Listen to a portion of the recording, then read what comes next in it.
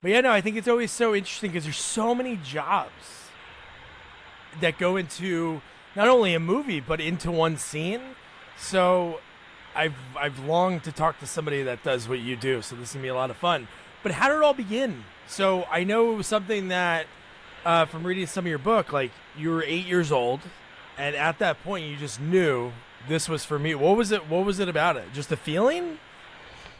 Well, I mean, first of all, I was not super good at school. Yeah. Didn't go to college, all that stuff. That was not for me. So I was more like an outdoor kind of person. At 8 years old, I was spending most of my time outside. I was not too much about, the teaching thing. I mean, I was going to school, of course, but when that helicopter came into my life, and you have to understand that in Africa, in a small village in West Africa, there's not much going on as far. There was no cell phone, no internet, no television, nothing of those. So you don't know what's going on in the world, in a sense. So when that helicopter came, above my head, and like a Mad Max aircraft, spaceship, Yeah. um, it kind of traumatized me in a good way. you know. Also, the fact that they put me in that helicopter at 8 years old with no doors and no seat belts, and it's a three-seaters. There's only three seats in the back. So even if you're sitting in the middle, there's only one seat on each side. And at 8 years old, no seat belts and no doors. So Oh my and god. then so when he was making a turn, I thought I was going to fall. I was by myself in the back. So that's something is impossible to do nowadays.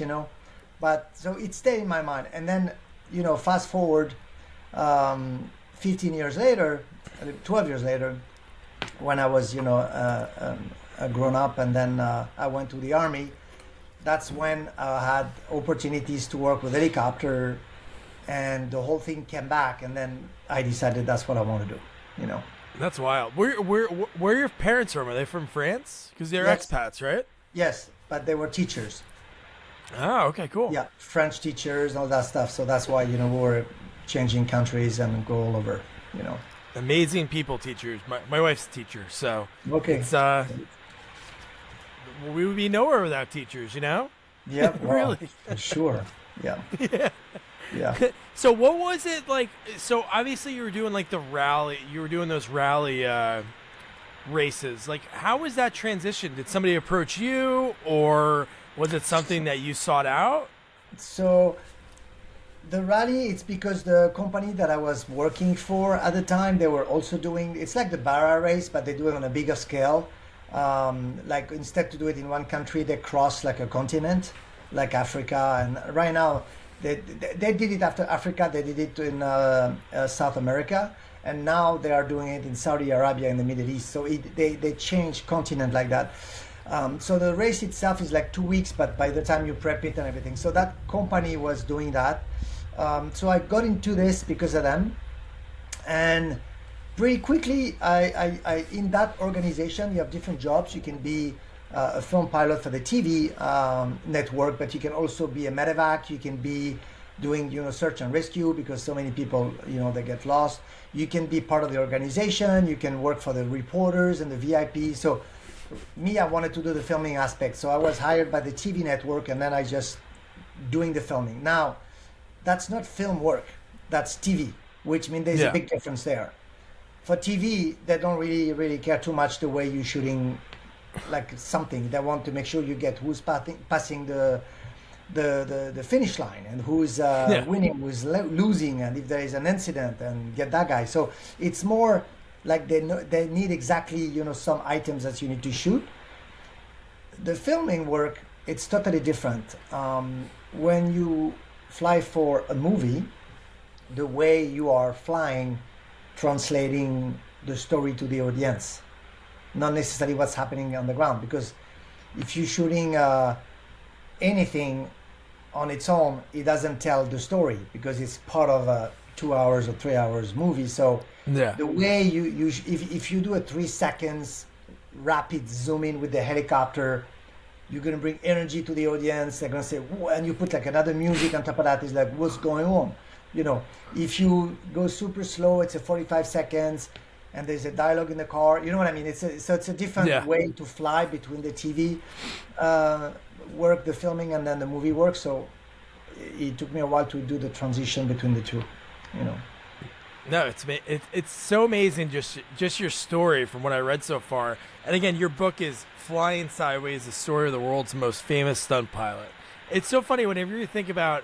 Now, obviously, we can't time travel, but if you would have told yourself the career that you still have going, but that you've had so far, it's crazy. From like you just mentioned the story about being 8 years old in the helicopter, no doors, and you're thinking you're gonna fall out, to becoming a Yeah, master of the it's a craft. crazy. Yeah, did you read the whole book or just parts? Not all of it. Not all of it. I'm in the middle Yeah. of it. I just finished tax season and for If you for extensions. in the back of the book, there is some QR codes. Did you see that? Oh yeah, no, I watched some of those clips. Yeah. Yeah, yeah. So you can watch the videos because it's pretty fun to be able to see it, while explaining the story. For sure, I would have never envisioned any of that. All the craziness, all the stories, all the stuff I've been through. I mean, it's insane. And writing the book was like thinking, fuck. I mean, that's crazy what happened and everything that I've been through. And I mean, there's two reasons that we did the book. It's the first one is for my kids. Do you have I kids? love that. When I read that, I thought that was so Yeah. cool. Yeah. So basically, as a parents, your kids only realize who you are from that moment. So if they're 15, 16 years old, that's when they know who you are, but they don't know how you got there. They only know from now what you're gonna be doing. So they think that, yeah, you get an amazing job, yeah, you're lucky, because they don't know all the crap you've been going through for the past 30 years. So the book was to explain to them, give them guidance and inspiration how we did it, so they know they have the same strength, the same energy. So that was kind of a legacy for them for that. And then the second part is for, because on my social media I'm getting so many messages from pilots and stuff asking, how I can be a film pilot, how did I get there, and then I'm responding to them. But the book was to explain, it's not, I didn't have a goal, because I didn't know that even that job existed as a film pilot for Hollywood. I didn't know. It was, I knew I wanted to do something out of this world, but I didn't know what it was. But I had just the energy to keep going and hardworking and not take no for an answer. And I know all those is just cliche sentences, but really, it's not because somebody says no that you have to stop. In the book, when I'm telling the story when I did the jet fighter selection school to be one of the jet fighter pilots for France back Yeah. then, and when the guy, after 1 week of doing all the selection and thinking I'm pretty good at it, the arrogant moment is going to tell me, yeah, you're amazing, all that stuff. And then he told me, you should never be a pilot. You'll be a terrible pilot. Get a fuck out, which is at 19 years old is like, I mean, you think the guy knows, So luckily for me, I didn't listen. But that's kind of it's kind of a life lesson, the book, but it's funny. I mean, you can talk about it because if you read half of it, but it's Yeah, no. I think it's so cool to have those experiences. Like, first of all, I think it's so great that you and your wife thought of that. Like, hey, let's write it for our kids, because I'm telling you, people usually don't talk shop with everyone. Like in your field, I'm sure. Like when you're together with other stunt pilots or other just pilots in general, you could talk about these things. And I've talked to so many actors and stuff. And I talked to the special effects guy when I started this like 4 years ago. He never talked to his family about what he did. And he worked on some big movies in the 80s. Yeah. And then he passed away like a year after I interviewed him. And his niece reached out to me and was like, oh, my Uncle Tim passed away. His name was Tim Lawrence. And she goes, he never talked about any of this stuff. And we found your interview. And he never did interviews and stuff. So it's like, it's really hard to find somebody's story. right. Because it's really not out there. Because you have this little piece of the puzzle in a movie. Even some actors, you don't know what they really do behind the scenes, like in their own life. And, right, and even my parents, I don't know how they made themselves. How did they become what they became? And it's even more special when your parents have a wild job. But I Yeah. think I think if the kids knew how the parents did it, it will give them strength or to not make the same mistake, or there will be a learning experience there. So the book was really a big part of that. You know, Yeah, and you're opening it up to your kids. Maybe some people don't want to say like, you know what, I made a lot of mistakes before it worked out. So at least, a yeah, long list of mistake. yeah, yeah, yeah. Yeah. But I'm still But here that's to so tell cool. them.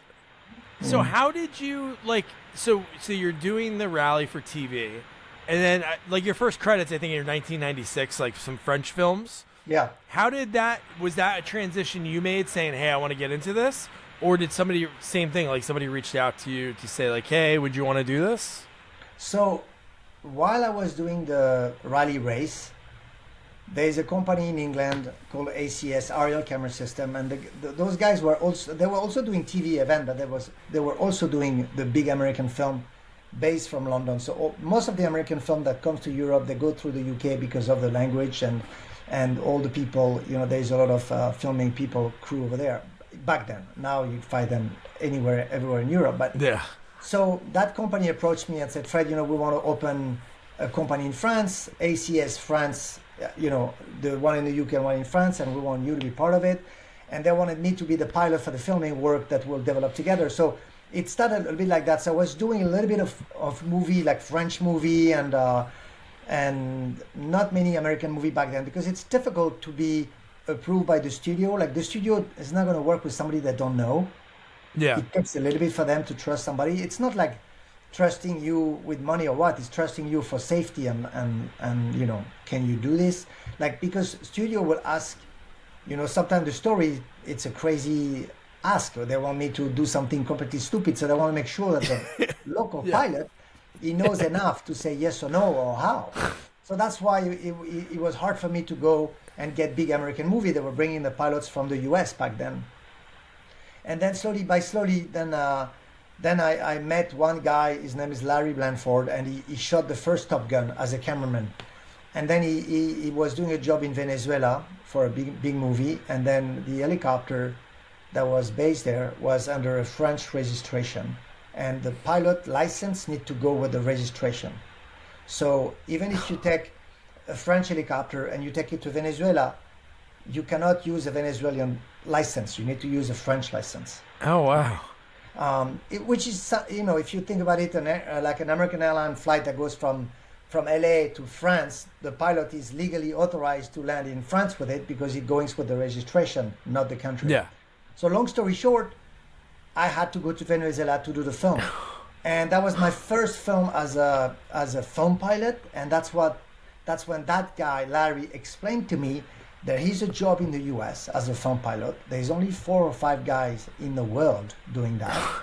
They are really expert in the craft. They have knowledge in camera lenses and script and the whole creative aspect of it.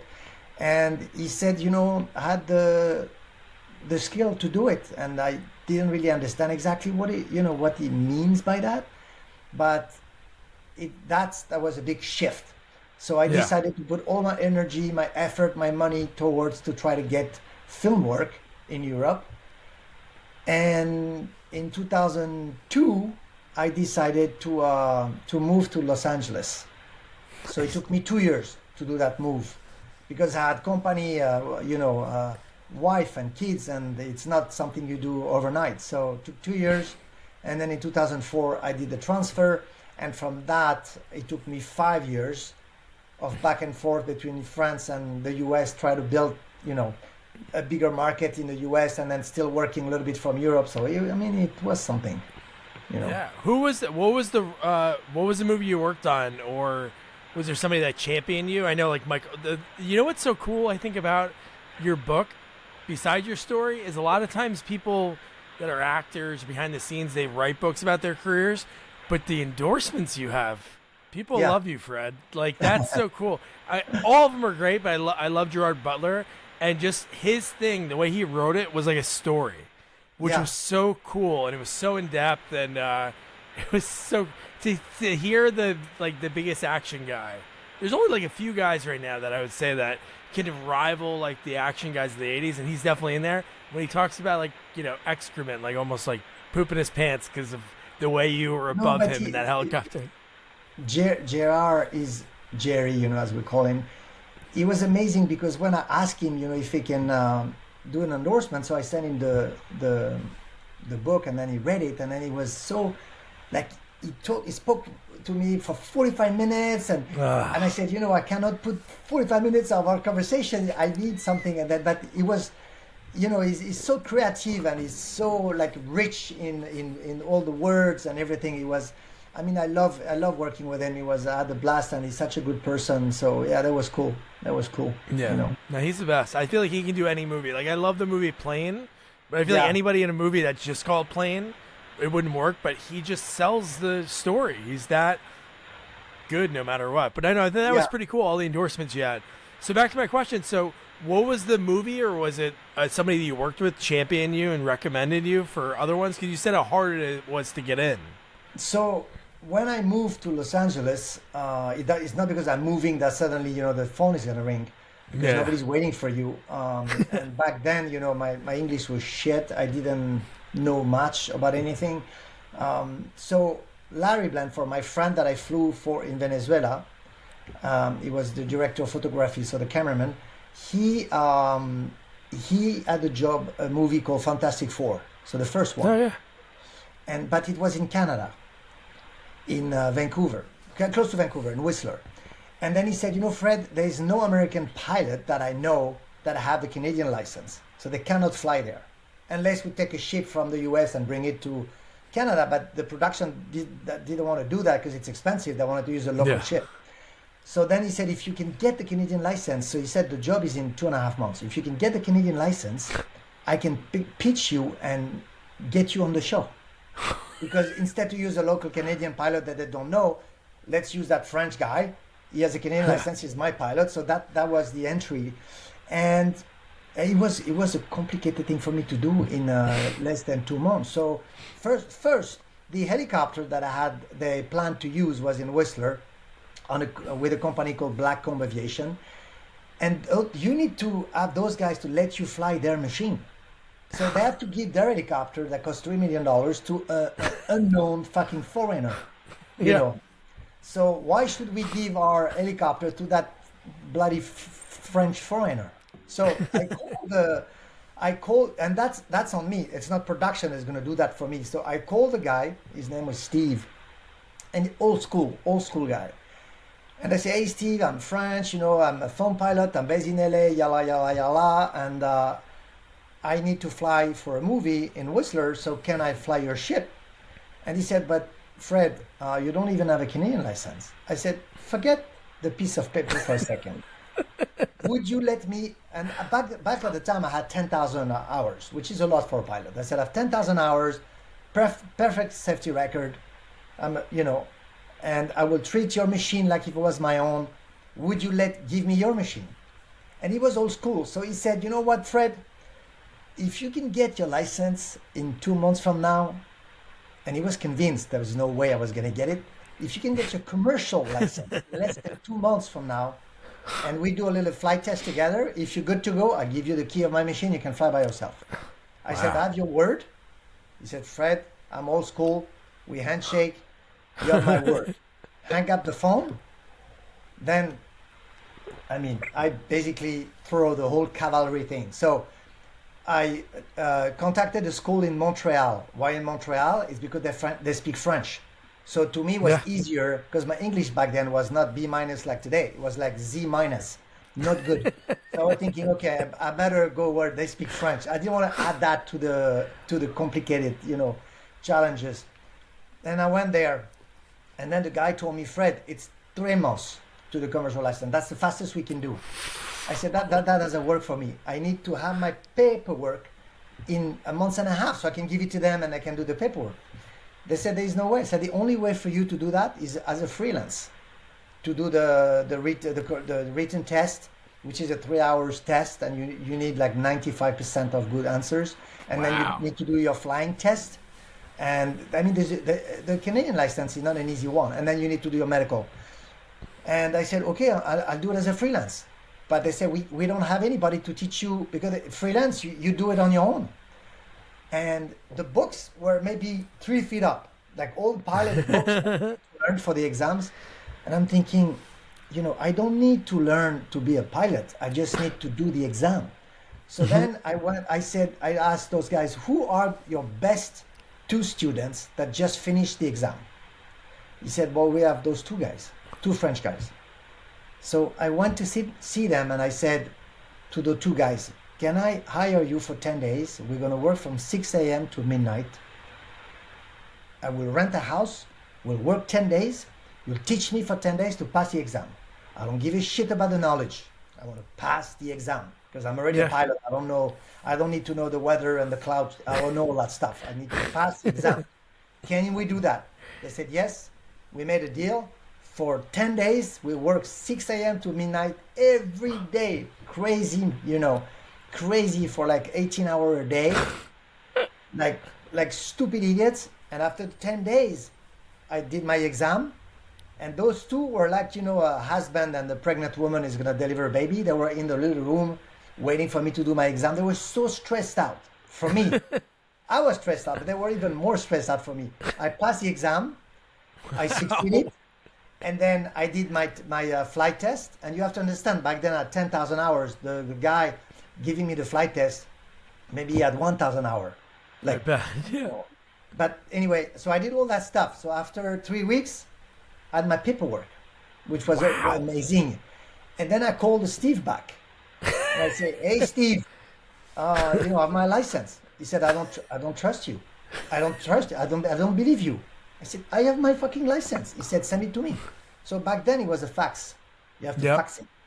So, and I said, I have my, so I gave him the number on the license. He called Transport Canada, the local FAA, and he said, I cannot believe you have your license. I said, you're not going to bail on me. You're going to give me a helicopter. He said, no, I have one word. You'll come. We'll do a test. And that's how I got Fantastic Four. The first movie. God. So I got that's a movie right there, Fred. Yeah. That is a movie that somebody, dude, that's a dedication. 18 hours a day for 10 days. That's wild. Yeah. And those are cool guys. Day. Obviously, you paid them. Obviously, you paid those guys. But, man, talk about those two guys.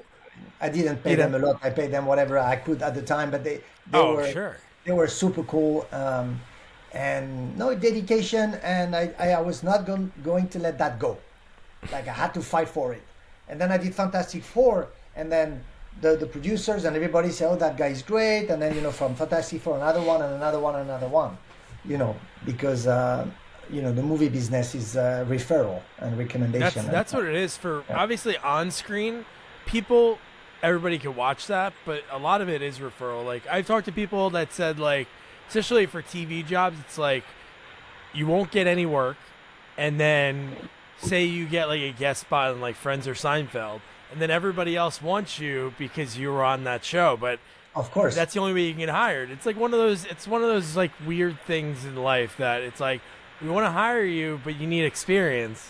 But then people don't want to hire people with no experience, Yeah, but to me, people ask me, okay, often, so what's the secret of succeeding as a young person? Like, you're 20 years old, and how can you succeed on any jobs? To me, I think the key element is to expose yourself to opportunities.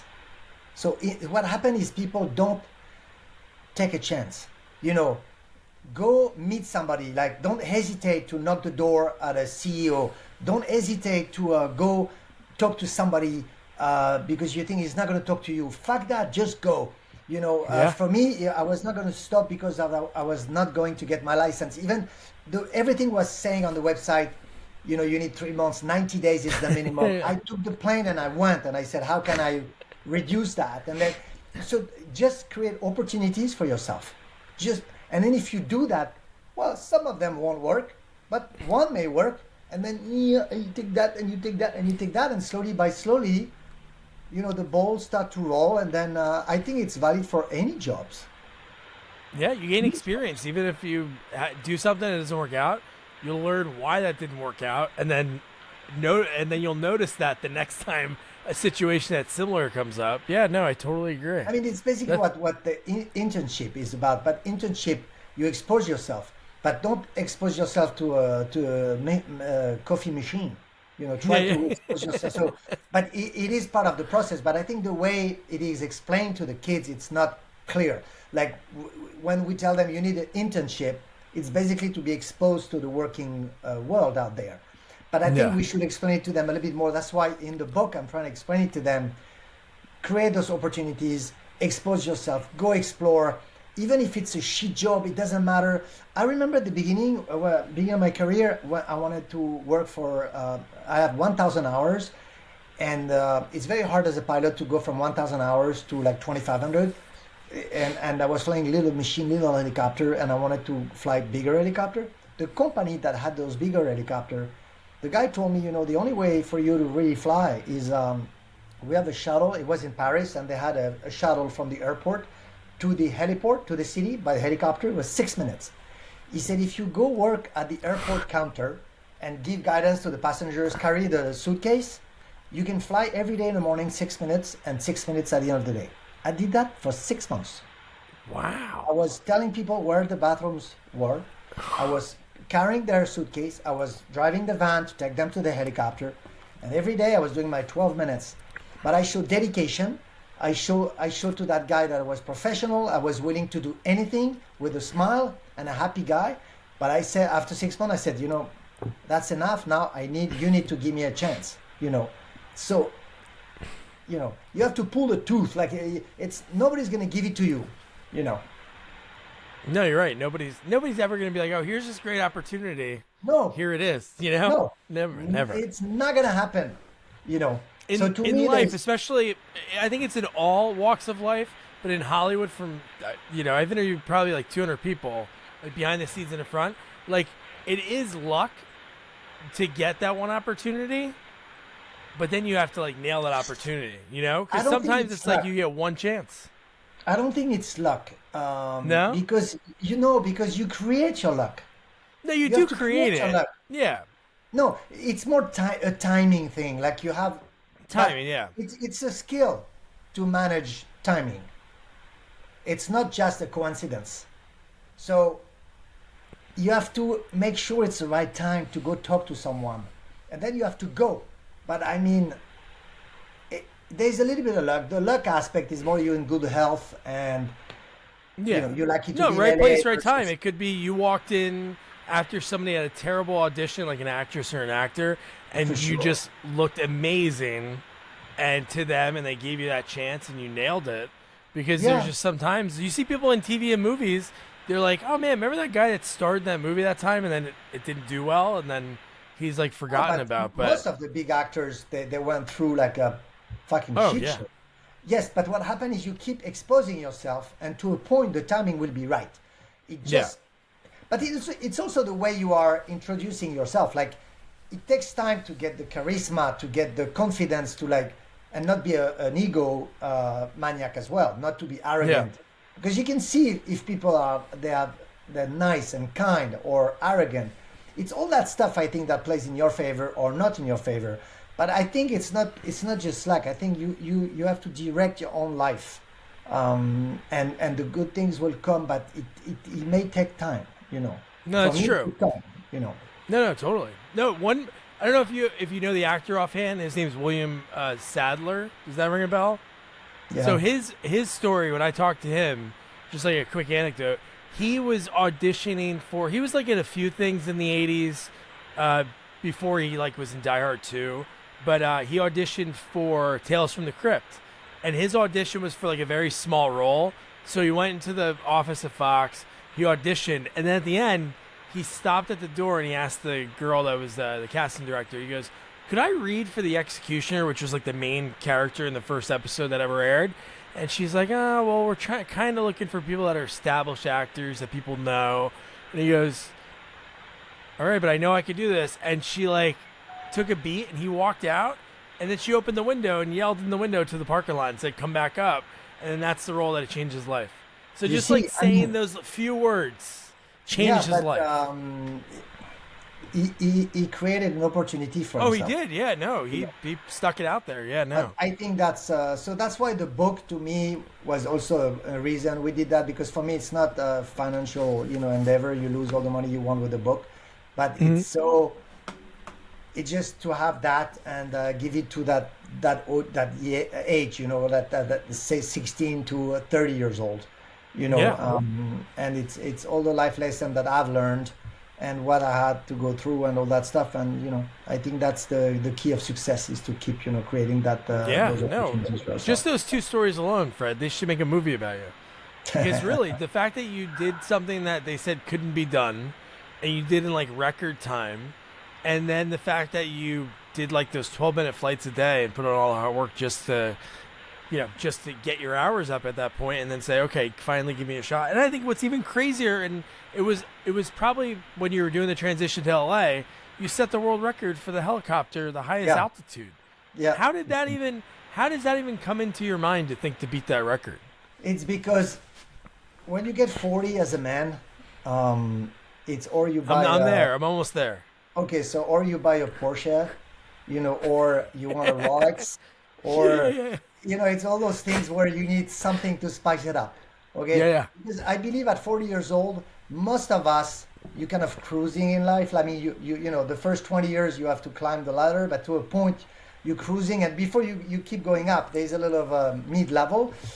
I was there, so I needed something to spice it up, and I wanted something crazy, and I was thinking I should do that on what I know. So helicopters. So what am I gonna do? And I was thinking, okay, I can land on the Everest, the highest mountain, and then when I tried to explore that, it was so complicated because the top of the Everest, it's claimed between Tibet and the Chinese, and everybody is like, it's mine, it's not yours. Nepal and Tibet, and it was so complicated politically to get permission, Yeah. and the helicopter manufacturer were not helping me at all. They were not interested. And then I'm thinking, okay, fuck that, I'm gonna go the highest I can go. And I contacted the guy that had the previous record. He's another French guy. He was 72 years old back then. And I said, can you tell me your story? He explained to me everything that he went through, and then I said, I think I can do this. And then it took me 2 years. I got the idea in 2000, and then in 2002 in March I did it, and it was a crazy. Did you read that piece in the book? I got to a little bit of it, but no, I didn't fully read it. But I was reading on your it was on your website, or it was on a link On that the I website, read yeah. on On the your website, website. Yeah. yeah. On the website there's a story, but in the book, it's the first time that I go into details of what happened on Cool. the way up, but especially on the way down. And it was 4 minutes, the longest in my life. But you should read that part because I will. I think you're gonna feel the stress that I went through. There's so many things that happen in that descent. Um, you should read that part because I'm pretty proud of that piece in the book. Cool. No, I'll Um, read it tonight. No, I it's just thought I four always think it's minutes. fascinating when people like world records, like even like when they used to have that Guinness Book of World Record show. I just think it was so fascinating when people are like, "This is what I'm gonna." Obviously, this is something up your alley. This is something you do for a living and a passion that you have. So I just thought it was so wild to think of that. Just the fact that I was, when I fly in a plane, they usually go at the most like 42,000 for 42,000 feet, and you did that in a helicopter, which It was is crazy, and then it was crazy, and the fact that it's a mental process. So the thing is, to me, the record was more okay. If at 40 years old, I need to prove to myself that I'm still capable to challenge myself in a big way. Because the problem is, more you go into life, you go into comfortability. You say that in English? yeah, you got it. Like, and then you get too comfortable. And then if you get comfortable, you're not gonna improving because you just go to that cruising mode. So Yep. I needed something to make sure that I didn't lose any of my, taking a risk, and like to keep going, moving forward. And then to me was a mental exercise. It's not about the record itself. It's just, am I capable to make a decision to do something and then do it? Because there's so many reasons to not do something Yeah. like that. So many. In fact, 99.9%, it's like, don't do that, Yeah. And everyone I spoke to said, don't even try, you know. So I had to prove myself. So that was one of the reasons of the world record. But it was really for me. There was no way I could be a disappointment to myself. Yeah. So I went through that, and it was complicated because just to get the counter pressure jacket, because when you go to a certain altitude, and because the cabin of the helicopter is not pressurized, the air into your lungs expand, and Yeah. then you can die of blood. Basically, your lungs explode and everything, and then you die. So you need a counter pressure jacket. But just to find that counter pressure jacket that works with the air regulator to send the airflow to the inflatable jacket to press down your lungs without can breathe. I had to buy that on the Russian black market Oh my because God. there's no way, like nobody wanted to sell me that to do a world altitude record, to not have the liability. Just to find that stuff, it's very hard, you know. And so anyway, it took a while. Took me 2 years. I did some training and everything, and off we go. And in the book, I'm explaining the whole complex uh, Cool. things that happen, and the descent was a fucking wild, crazy descent. I'm gonna read it tonight because I think it's so fascinating. Now, in the last 21 years, has anybody reached out to you A about that few, record? They're trying to do it. a few guys told me, I'm considering it, and I said, you know what, my equipment is there if you want to have it. Oh wow. No, I mean, give it back, but you can use it. But I just told them, you need a gigantic pair of balls. I said, make sure whatever you do, you have a gigantic pair of balls that is so big you can even sit on it. Because I'm telling you, I said, when I read my book, even now that I can see the stress, everything I went through. Ah. Like today, I don't think I'm mentally ready. I don't know. Maybe I'll do it again. But you know what I mean? It took Yeah. it took a lot of mental strength, and after I did that, it was because I had a breakdown. So on the way down, you'll see I had a physical breakdown, and I cried for 45 minutes after the landing. Basically, I was a wreck. I basically hit my threshold as a person, and before the world record, I had not too much empathy for people that had a breakdown because I was seeing that as a weakness. Instead of after that happened to me, and I had a nervous breakdown, I know I hit my threshold, and then I can't judge anyone when they have a nervous breakdown because you don't know how complicated it was for that person to get where he is, and who am I to judge that just looking at the person now? So that 45 minutes on nervous breakdown, if you read the book, you're going to see, and you will understand why I had that. But it was so much pressure, not internal pressure, self-induced pressure to take that it just exploded to a point. And it's good too, it needs to get out of your system. It's like crying, it has to get out of your system. Yeah. So I learned a lot on the strengths, the challenge, the mental effort, what you fight yourself to achieve what you want to do. It's all those things that was good with the world record. That's great. No, that's so cool. Because you grew, obviously, you achieved that goal, but you grew kind of emotionally. You did something that you didn't you looked at differently before that. No, that's 1,000%. I had no clue. When I started to do it, for me, it was just, I'm just going to fly up and descend. You have those concept of doing something, but man, that was not. And we know in life it's never like that, but Yeah. it was way harder than I thought it was going to be. Way harder.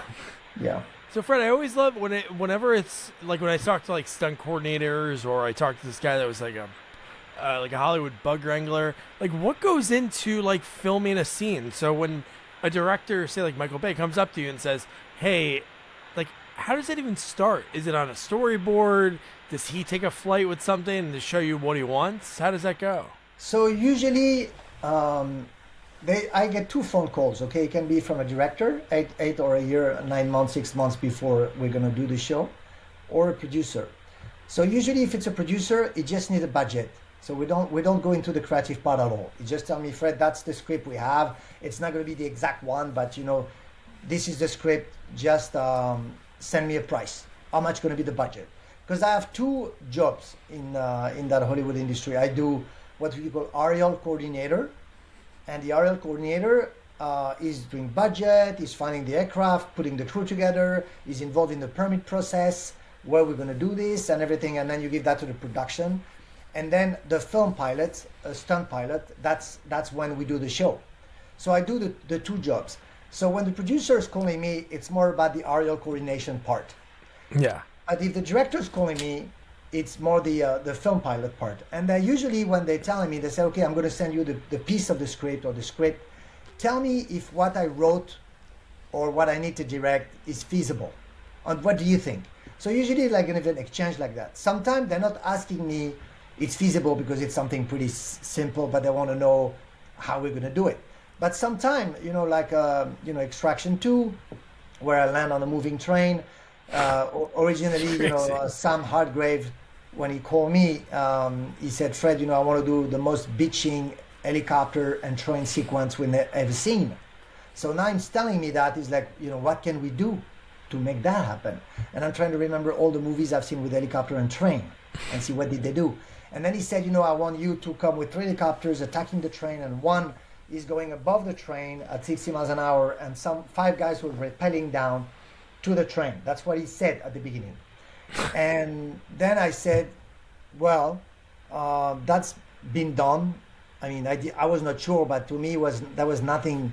Yeah, it's cool, but I said, why we don't land the helicopter on the train instead of do the rappelling? We land, and then the 5 guys get out, and then he said, really, you can do that? And I said, yes, but I have no clue. Okay, because I've never done that before. Yeah. I had the gut feeling that I can do it, but I don't know. If I'm telling you, if you take 2 cars at 100 miles an hour on the freeway, can you go from one car to another? Yeah, I think I can. But you don't know until you do it. And then there's plenty of problems that you didn't think about. Like the 2 cars won't be. So anyway, I told him, yeah, you can. And then he said, okay, great. So then the problem is, from that point, now he's building the sequence like that. And me, I don't hear about anything for 3-4 months. Then the studio signed off on that story, and then they put the money. Now the producer called me and said, Fred, I need a budget. Now nobody's questioning, is it possible? Give me the budget for it, everything is going to motion. Now I'm starting to panic a little bit, So in the book, I'm explaining all that, everything that went through my mind. Like from the beginning to the end, like going through those moments of doubt, how I'm going to do it, the train is way more narrow than I thought it was. It's more narrow than the width of the helicopter. So I cannot land the damn thing on it. There's no space to put the skid. And then if I went sideways, I may flip around. Like the air will flip me around, and I say, that's not going to work. And I'm just, trying, everything goes to my mind. But it's an exercise in there, because we can't practice. I speak with my team, we go over the details, but they said, and at the end I'm thinking, okay, so I have to put one skid on the roof, the other skid outside of the train, and the 5 guys get out. Well, easy to say. Now you have 1,000 pounds of 5 guys going from one side to another, so the helicopter may flip too. So anyway, all that stuff. Then, I send the budget to the production. We're supposed to do it on whatever day it is. And then they're asking me, so how much practice do you need? And then I said, again, I have no fucking idea. What do I know? I never landed on a train. So it's a process, So I just envision, okay, I'm going to need 7 days in my mind, thinking day 1 I practice with the stuntman, and day 2 and day 3, and then they ask me, but we don't have the train for 10 days to practice. Not easy to find a rail track with no wires. You need a diesel locomotive, not a electric train like you have today. And then they're telling me, by the way, the rail track that we have, you only have 22 seconds to do it because there's trees on each end. So you have 22 seconds. So it's another challenge. Another hurdle, yeah. Right. So I said, okay, that doesn't help me. Because in my mind, the whole thing was going to be 45 seconds. In my mind. So anyway, it's all those things that come your way. It's like in life. Shit comes one after the other, and you have to, And so it just, you have to convince that you can do it. You have to be convinced that you need that confidence in yourself that you can go over all the issues. So I just told them, look, we don't have the train, so what I need is a decommissioned runway. like a long runway, but it's like a decommissioned one. And then I need a flatbed truck, put the train container on that flatbed truck, Ah. and let me practice, on it.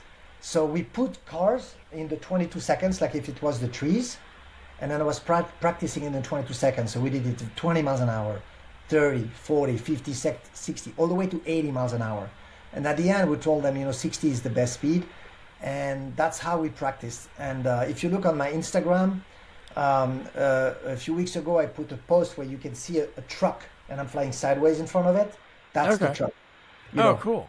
That's the truck. So anyway, that's how. So I have to come up with ideas for the training. I have to come up with that stuff because we don't have like when we do a stunt sequence like downtown Los Angeles, I can't practice in the city. I have to Yeah. practice somewhere else. And then on the day, I have to be very efficient. So to give you an idea on Extraction 2, I practiced for 10 days. I maybe landed on that damn truck maybe 80 times, 100 times. But when we did it on the day to shoot it, we did it twice. Done. Ah. You know. So it's just so in the book I'm going through the whole motion, all my moment of doubt, and it was freezing temperature. We had no doors. It was minus 6 degrees Celsius, Oh my which god. is very cold. It's like 20 or something. So your hands, it's you cold. It just so anyway, just stuff like that. That's crazy. What was like a budget? Obviously, that seems like super involved, but like, what is like? It's got to be just the way you just explained everything that was. It seems like that has to be like double digit in the millions, right? It was. I think the whole train sequence, everything with us was like 5 million. I think something like that. Wow. Yeah, but who gives a shit? No, if it looks cool and it's real, It like looks I'd rather cool. see that It's than what when right. it's like in a green screen, No, of course it's production value. Yeah. To me, of course, it has to be the right price because in life you need fairness in the value of things. Oh yeah. But You don't want to cut corners or anything, no, but if the money you pay is correct and then it's expensive, it's okay because the audience will see the difference and then you can. It's a trailer moment. It's the audience will say those guys did it for real. So the audience they want authenticity. So I love when directors are okay to go all the way for authenticity for the real things. I'm always fighting hard to do everything for real as much as I can. I will open my mouth, and that's something I've learned through the years of being in LA and in America, working for Hollywood and all that stuff, is if you have an idea, speak up. Did you read the part in the book when I do the Steve Wynn commercial? No, I didn't get to that. No. You're gonna have a blast All because right, I cool. opened my mouth. Um, it was at the Steve Wynn, beginning. like the I was, Wynn casinos, the yeah, Vegas casinos. yeah. Okay, But there he's was a his character. hotel. Yeah. So that happened. I was just in America for a few years. It's in the book, and I explained the whole thing in details. You're gonna laugh. But you have Sweet. to understand, for me as a French person, Steve Wynn is like if you say hello, it's John Smith. No clue who the Oh, guy I is. bet. But Yeah. he called me on the phone. The guy called me on the phone directly. Hey, Fred, I'm Steve Wynn. I said, to me, he can be a guy selling insurance. I don't know, But and then he told me, yeah, I have an hotel in Las Vegas. I get my attention, but you don't know if it's a scam, a spam, or whatever that is. Or it And could then, be like a little dumpy hotel. You don't know. right, I don't know, like a shitty hotel. But he said, I built the hotel and the casino, and we just did a commercial, and the Orioles were bad, and somebody gave me your name, so can I send you my jet and go to Santa Monica Airport in 20 minutes to pick you up? I'm thinking, what? I said, send me a jet? I said, sure, like whatever plan you have, As a French person, coming like a jet to go to a movie job, you have to understand in Paris, I had to go on a scooter to go to it's not the same scale. Yeah. So it's like, okay, so anyway, it's in the book, but I had to open my mouth and just quickly so your audience can get a bite of what it Yeah. is. I got to his office. That is a huge room, and you can see Las Vegas view is amazing. And in the room, you have Steve Wynn is sitting on the left side of that huge table, and he's sitting on the left with his two dogs. And the dogs are like Greek statue, like they're huge and they don't move. So it's like awkward. And then there is like a big empty gap in the table. And then at the other end of the table, there is 10 people, and they were from the New York agency, the advertising agency, and they were sitting there. I'm sitting there, And remember, my English is Z minus, is not, like it is today, B plus, B minus. And and then he's showing me what they just shot, which, was pretty around the hotel, but there was nothing specific. And I can tell that guy has an ego the size of like the Empire State Building. Yeah. And rightfully so. I mean, he's successful and he built hotel and casino. I mean, it's an amazing career. And I'm thinking, and then he said, so, what do you suggest we do to have my hotel? And I'm thinking for a second, I said, Mr. Wynn, um, would you have the balls to go on top of your building because it's 600 feet up? Would you have the balls to go on top of the building edge and you're just standing there, and me with the helicopter, I will be 10 feet from your face, and with the camera on the helicopter, we'll be zooming into to your face. You will introduce your hotel, but we don't know where you are. And then I'm gonna descend down like this, and you're gonna go. Basically, it's a pull down, and we're gonna see going towards the sky with your hotel like a god, and you introduce your hotel like that. And he looked at me, and thinking, because I was hesitant to say it. Yeah. I thought I was gonna get fired, and because I'm French, and the way I say, "Do you have the balls?" It's with my accent. I think I can say different things than an American person. Yeah. Yeah. It doesn't Like come French, out as French hard or one as word. harsh. Yeah. Right. It doesn't sound that hard because you're thinking loss of translation, whatever the fuck it is. It's not. So, and it is a little bit because in France we'll say, we'll say it, not necessarily to a CEO, but you'll say it. So anyway, he looked at to the advertising agency and he said, so he doesn't think anything to me. He said, you, and you're fired, get the fuck out. So those 10 people now walk out. So now I'm thinking, shit. And then he looked at me and he said, I do have the balls. And that's exactly what we're going to be doing. So in the book, there's a QR code at the end. When I tell that story, you can take your phone and then put the QR code. Cool. You can see the Steve Wynn commercial, and you're going to see him, and you're going to see me going down, and you can see the helicopter in the reflection of the building. And that's the commercial that I put on the QR code. So you can see exactly everything I'm telling you now. So anyway, don't hesitate to speak up. That's the bottom line, Yeah. Wow. Now you've done so many stunts, in your career. Was there ever a time that you did feel? Obviously, you need to feel comfortable, just like any. But was there any time that you're like, I don't know if this is gonna, if I could do this? Yeah. Yeah. I mean, it's like sometimes it's like, I don't know why why am I here? Like, why putting myself? Because it's me putting myself there. It's like, Yeah. why am I doing this for what? It's stupid, because when you think about it at the scale of life, I'm always trying to think at the scale of life. I take a depth, because if the shit is right there, it's not the same perspective than if it's far away. So I'm trying to think at the end of my life what I would remember, what I will have gratitude for. And I'm thinking I'm kind of stupid to take so much risk, all that stuff. But that's just for a few seconds, and then rapidly I'm thinking, stop that stuff. Now go back to protocol. Go to the plan. You don't deviate from the plan. Let's do as planned and what we trained for. You need to achieve this. There's so many people relying on you. And remember, I'm really trying at the end of the day to create an emotion with the audience. I'm trying to do things for real. I want the director to be super happy. I want everybody to be proud of what we did. And the good thing with movie work is it's a team effort. Like everybody is in it, and you can see your work on screen forever. Yeah. And you can show it to your family, to your friends forever.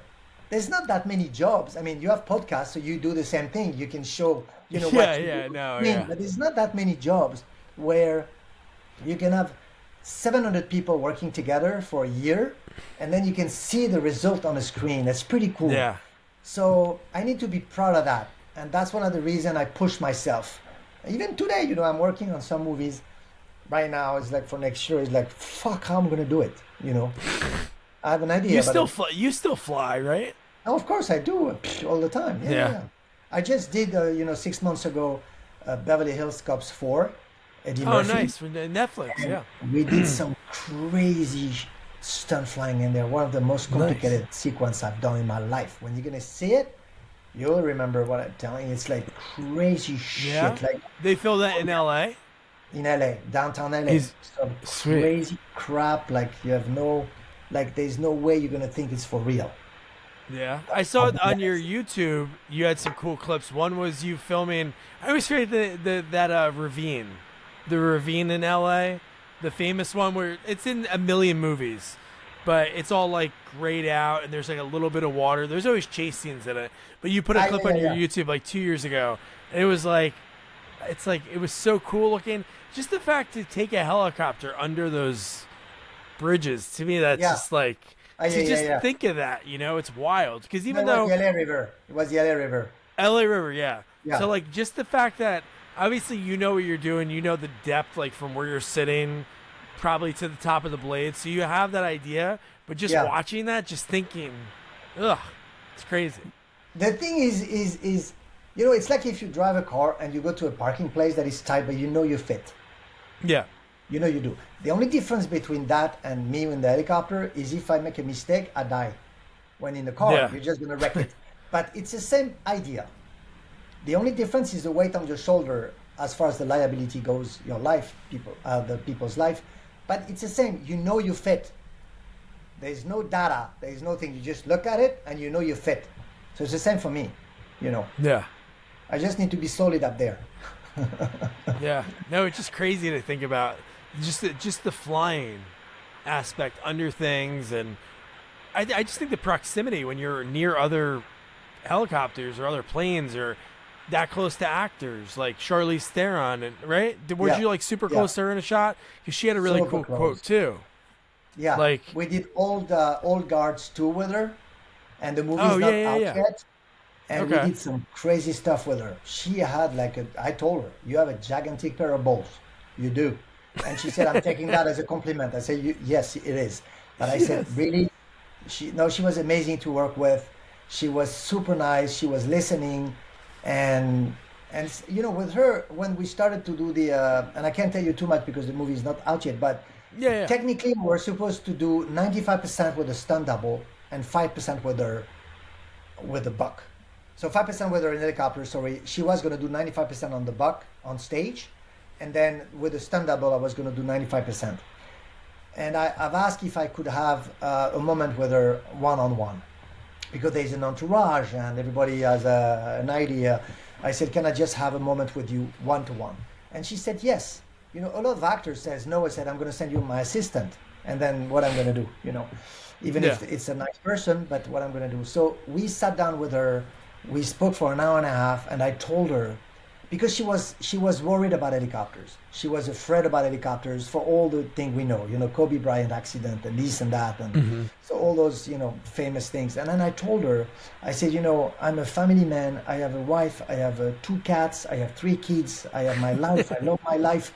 I said, I'm not a person that a cowboy and a reckless guy. I said, I will take care of you like my family, You have to trust me that we need to do this sequence for real. There's no way you can do everything you're planning to do on a fucking buck. It's like, no, you have to do it. And she said, okay, explain it to me. And I explained it to her. And then she said, okay. So then she called the producer on the phone. And then she told them, that's what we're going to be doing. Then I got a phone call from them. What the fuck, are you insane? And I said, it's for the show. Like, it's going to be amazing. And then Yeah. after we did the sequence, and Charlie's, was fantastic. Like, she was telling Fred, more. And I said, no, that's good. We've done crazy shit. Like, she was into it. And it was so much fun. That's why in the endorsement that she made, she talked about the trust. Yeah. Because that's I what think that's what's big. you I know. think that's why you are the go-to guy, because people trust you. Yeah, but it's I told her it's a challenge, and yes, there's a risk because we go up in the air, and there's unknown, but we'll control that risk. We'll make it safe, and let's do some crazy shit. That's what we do. Movie, let's do crazy shit, because if you only do comfortability, green screen, audience, they know. You can't Yeah. fool the audience. They may don't understand exactly what it doesn't work, but it's not working. You know what I mean? They want authenticity. So I'm convinced of that, and that's what, basically what I've been doing the past 8 years. I'm pushing hard to Yeah. do the real deal, you know. Fred, this has been awesome, man. Anybody, I'll put the episode in the episode notes. I'll put the link to your website where you have all the links to buy the Yeah. book. Yeah. Fred-North.com. It's Flying Sideways, the story of the world's most famous stunt pilot. Fred, it was Thank great you. talking to you, man. Yeah, me too, Doc. Thank you so much. And read the other half. I'm gonna. You're going to have a blast. Appreciate it, man. It's a fun book. Thank you so much, Doc. Take care. Hey, no problem. Have a great rest of your night. Thank you. Bye-bye. Bye. Bye, Fred. Bye.